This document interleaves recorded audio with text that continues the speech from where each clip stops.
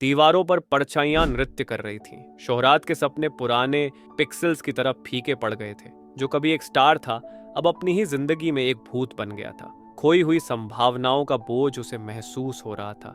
एक पागल सी लिखावट उसकी नजर में आई। अब यह गेम नहीं रहा। उसका दिल घबराहट से भर गया। एक बहन खो चुकी थी और यह संदेश बिल्कुल साफ था। दुनिया नए मौकों से चमक उठी। घने जंगल रहस्य फुसफुसा रहे थे। हवा डिजिटल एक्साइटमेंट से भरी हुई थी, लेकिन नीचे अंधेरा छुपा हुआ था। हवा में शरारत की एक पुरानी पहचानी खुशबू घुली हुई थी। एक रोग ने वादा और खतरा दोनों का प्रस्ताव दिया। सही और गलत की रेखा धुंधली हो गई थी जब नियॉन ग्लो में नए दोस्ती के रिश्ते बन रहे थे।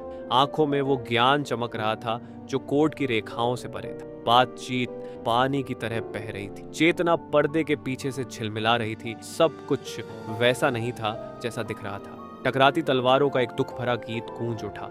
जिंदगियां बिखर गईं। चीखों के साथ लोग वापस आए। हर मौत एक डरावना सच सामने ला रही थी जो गेम के अंदर छुपा था।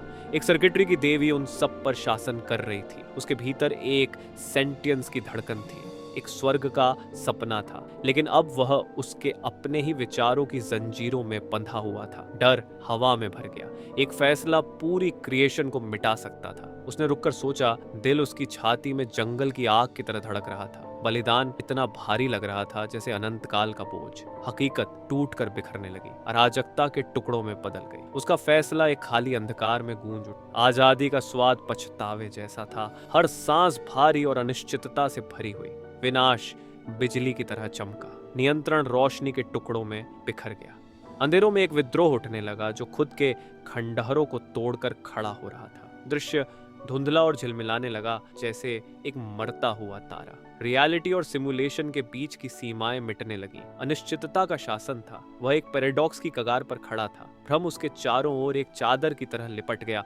अस्तित्व एक नाजुक गांठ थी जो अराजकता के धागों से बुनी हुई लग रही थी।